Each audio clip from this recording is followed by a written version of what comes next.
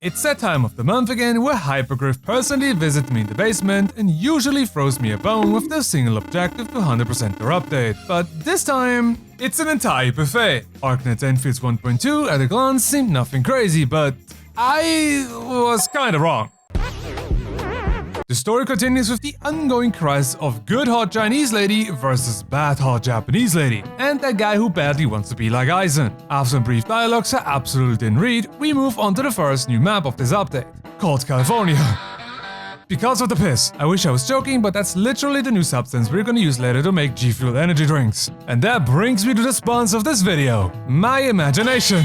This almost entirely rundown place has been plagued by thicker Jews. Remember, energy drinks. And actual zombies that explode upon death. That enemy's kinda annoying. Soon after we get introduced to one of my new wives, Arcane. No, not the hit series from Netflix. I can summarize Arcane weaponry with one word. Artillery. After blowing up the entrance to the Marker Stone, once inside we get to meet up with Aizen again. He throws an entire essay of extremely poor lore directly into your skull, but remember, you clicked on a Roy video. As he realizes it doesn't make sense to argue with me, he proceeds to throw an entire army of zombies at me. How fun. We finally managed to get an opening as I straight up jump in his face to break through his barriers. Ayo, why does he kinda look turned on? Arcane is worried and decides it's a good idea to swap places to protect me.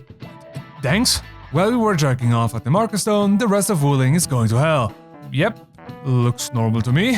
To prevent the worst from happening, we activated the defense mechanism of Wuling. It's almost like I'm playing a tower defense. But now it's finally time to face off against Neferif, and I can't even lie. This boss fight is fucking sick. In her first phase, she straight up looks like a dragoon for Final Fantasy. You have to fight her with a unique mechanic that allows you to jump up to the solar plane and crash down to interrupt Neferif's attacks. Goddamn, that shit is satisfying. Oh, and apparently she... Is that a...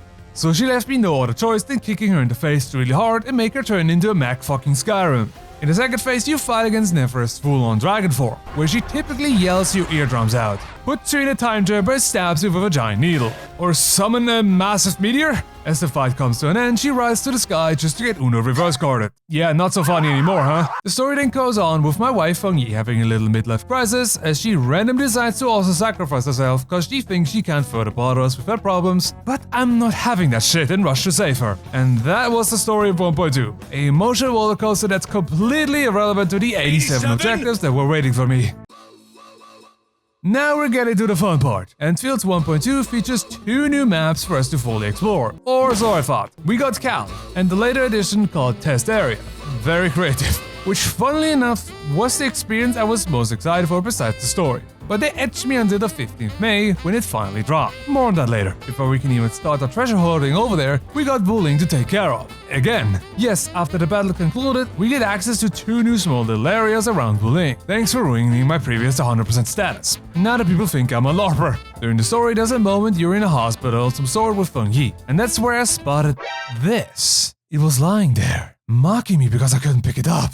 That's when I realized the worst of the worst happened. They added more nodes to Wuling City. Wow, how fascinating. After some time, I was done with the lab area and the graveyard, which was very naive because I definitely wasn't. Anyway, back to the stinky piss place for now. When first arriving here, better turn back. But for those who proceed, you soon enough encounter the new purplish thickness lying on the floor. Unfortunately, to clean this, our microplastic we use in 1.1 isn't enough anymore. It has to be radioactive. To get our hands on that, we would need to build a new base. You know how much I enjoy the AIC gameplay. So I didn't really have a choice but to completely ignore it and collect what I could without it. My highlight of the Marker Stone is, well, the Marker Stone itself. Its interior is a multi-floor structure featuring environmental puzzles, guarded by stupid zombies who insist on giving me a welcoming hug and a totally helpful map.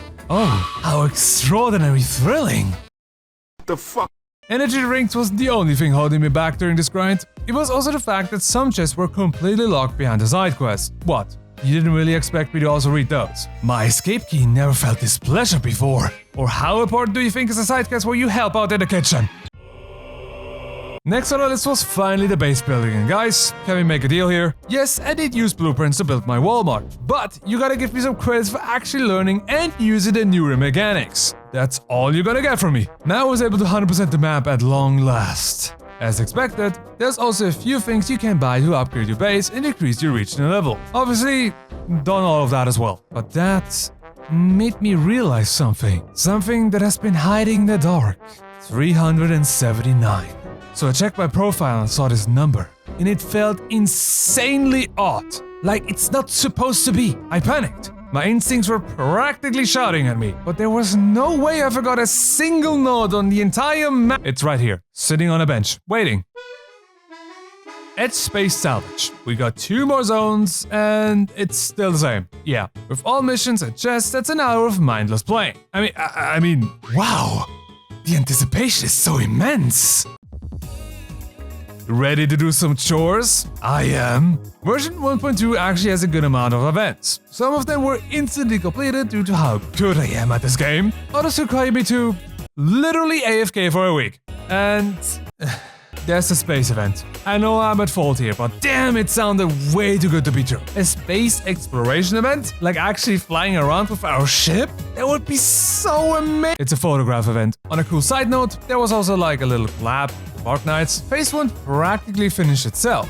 Phase 2, however, features one of my favorite events, the test area. It's fucking beautiful. It's more exploring, more holes to drain. I love draining holes! So I had to get right at it and buy all the upgrades, all the collectibles, even if it ruined my perfect 180 node status. Hypergriff, more of this please? There's also a food delivery event. I delivered food. Moving on. They thought they were funny. They thought they were slick when designing these stages. Oh yeah, very funny being permafrozen. Oh, I love being ground pounded to fucking oblivion by 400-pound lizards. These stages are kinda chill. Wow, I always wanted to know how it feels to be Chernobyled. Haha, what a funny stage this is. Oh, oopsie, one slime passed through. I love it! On a real note, Tongue is the goat. When starting this challenge, I told myself, people want it true 100%, and they're getting it. I bought every single upgrade, every single ship decoration, maxed out the item collection by testing out the new guns. Yeah, they're pretty good, guys. What's also pretty good is the boss fight against Netherith. This is my message to my master. This is a fight you cannot win. I think that that's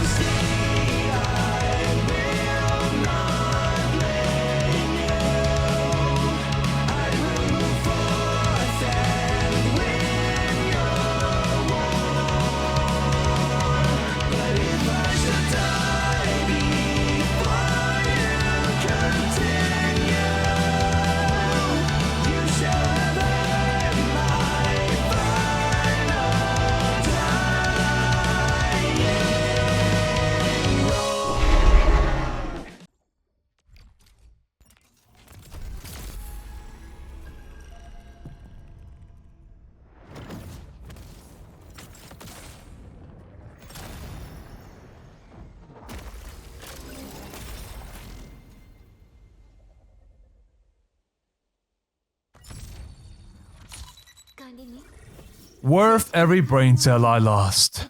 Both of them. Subscribe for more suffering.